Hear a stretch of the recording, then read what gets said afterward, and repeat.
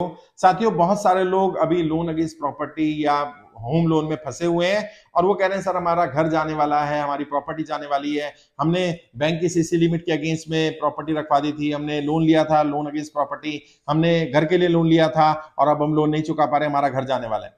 तो जब भी लोन ले उस समय ही कुछ चीजों का ध्यान रखना होता है, लेकिन अगर अभी भी आपका घर जाने वाला है तो उसे बचाया जा सकता है। मैं उसका तरीका ही बताने वाला हूं। सबसे पहली चीज तो ये बात समझ लीजिए, आपने लोन लिया है तो बैंक आप पर दबाव बनाएगा ही, और बैंक आपकी प्रॉपर्टी को देख करके ही लोन देता है। उसकी वैल्यू ज्यादा होती है, लोन अमाउंट कम होता है। तो बैंक से जब लोन ले रहे हैं तभी पूछ लें कि भाई अगर मेरा लोन अमाउंट मान लीजिए 50 लाख का है, प्रॉपर्टी की कीमत 1 करोड़ की है और मैं कभी भी अगर फोरक्लोजर करना चाहूं, मैं कभी भी आउटस्टैंडिंग सारा क्लियर करना चाहूं, ओटीएस स्कीम लेना चाहूं, तो क्या बैंक मुझे ओटीएस स्कीम देगा कि नहीं देगा? क्योंकि ये कंज्यूमर का अधिकार है। और जो बैंक आपको ओटीएस स्कीम दे उसी बैंक में जाइए, जो बैंक ओटीएस स्कीम ना दे उसमें मत जाइए। ज्यादातर प्राइवेट बैंक ओटीएस स्कीम को प्रेफर नहीं करते हैं, और उस केस में तो बिल्कुल प्रेफर नहीं करते जिसमें प्रॉपर्टी की वैल्यू बहुत ज्यादा हो और लोन अमाउंट बहुत कम हो। मान लीजिए 1 करोड़ की प्रॉपर्टी, कई लोगों ने 15-15, 20-20 लाख का लोन लिया, 1 करोड़, 1.5 करोड़, 2 करोड़ प्रॉपर्टी की वैल्यू है। अब बैंक इसमें ओटीएस नहीं देता, दे सकता है, अधिकार है कंज्यूमर का, बैंक को भी पता है, लेकिन बैंक बोलता नहीं जी हमारे यहाँ ओटीएस स्कीम नहीं है इसके लिए, या फोरक्लोजर के चार्जेस लगेंगे 2%, 4%, 5% एक्स्ट्रा पैसा देना पड़ेगा। पहले ही पता कर लो कि अगर मैं फोरक्लोजर करूंगा तो कितना लगेगा, अगर मैं इंस्टॉलमेंट पे नहीं कर पाता हूं किसी कारण से तो बैंक क्या क्या ऑप्शन देगा, अगर 2 इंस्टॉलमेंट बाउंस हो जाते तो क्या होगा, 3 हो जाते तो क्या होगा, एनपी हो जाएगा तो क्या होगा, 13/2 का नोटिस कब आएगा, 13/4 का नोटिस कब आएगा, 14 का नोटिस कब आएगा, क्या क्या पेनल्टीज होती है, क्या क्या सरचार्ज होते हैं, इंस्टॉलमेंट बाउंस होने पर क्या कंडीशन होती है, ये सब पहले ही पता कर लो। घर खरीदने जा रहे हो, बड़ी मेहनत से घर बनता है, बड़ी मेहनत से प्रॉपर्टी बनती है, प्रॉपर्टी के अगेंस्ट लोन ले लिया, ये प्रॉपर्टी चली जाएगी साहब। लोग रो रहे हैं, छोटे छोटे बच्चे हैं, अब लोगों को घर भी नहीं बचेगा, उनके सर पे छत भी नहीं बचेगी क्योंकि छीना जा रहा है।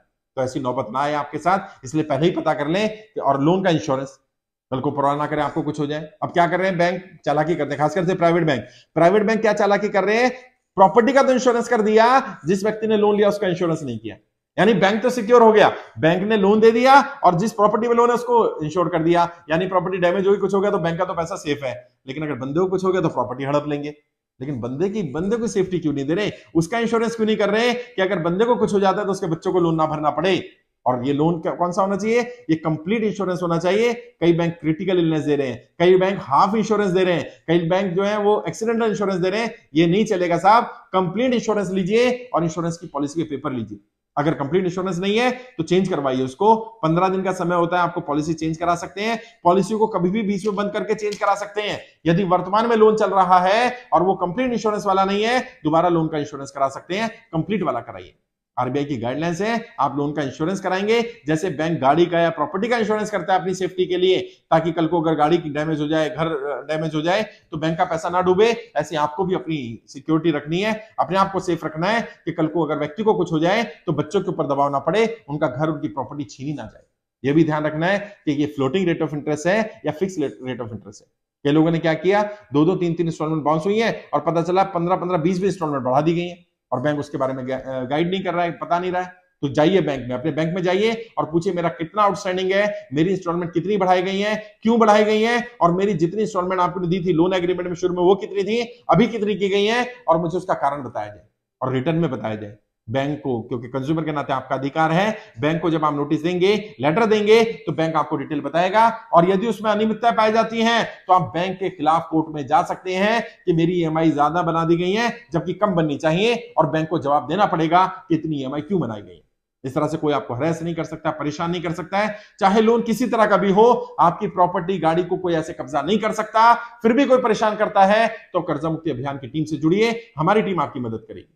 मुझसे मिलना चाहे तो मुझसे मिल सकते हैं, मैंने पहले भी बताया था, दिल्ली में आके मिल सकते हैं, मेरा ऑफिस है। ऑल ओवर इंडिया में मैं आता रहता हूं, आपके राज्य में मिलूंगा और आपकी फाइल वित्त मंत्रालय भेजी जा रही है। जो लोग कर्जा मुक्ति के लिए अभियान में फॉर्म भर चुके हैं, वित्त मंत्रालय और पीएमओ से बात भी हो रही है। लगभग 2,90,000 ज्यादा लोग आवेदन कर चुके हैं। मैं अपना पर्सनल नंबर दे रहा हूं, उस नंबर पर व्हाट्सएप करके आप मुझसे मिलने का समय भी ले सकते हैं। नंबर है 9891299628। इस नंबर पर व्हाट्सएप करिए अपनी जानकारी और लिखिए मुझे सर से मुलाकात करनी है, समय दिया जाए, मेरी टीम मुझे आपको समय दे देगी।